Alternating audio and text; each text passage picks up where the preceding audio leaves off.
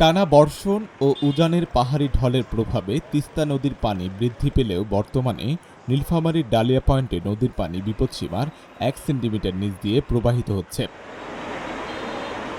বুধবার 22 জুলাই সকালে পানি উন্নয়ন বোর্ডের সর্বশেষ তথ্য অনুযায়ী নদীর পানি বিপৎসীমার কাছাকাছি অবস্থান করায় তিস্তার তীরবর্তী নিম্নাঞ্চল ও চরাঞ্চলের মানুষের মধ্যে উদ্বেগ বিরাজ করছে।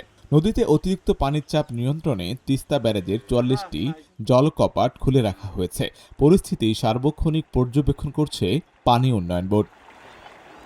সংশ্লিষ্টরা বলছেন, উজানে বৃষ্টিপাত অব্যাহত থাকলে নদীর পানি আবারও বৃদ্ধি পেতে পারে।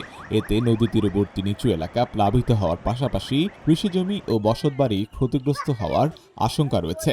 তাই স্থানীয় বাসিন্দাদের সতর্ক থাকার পরামর্শ দেওয়া হয়েছে।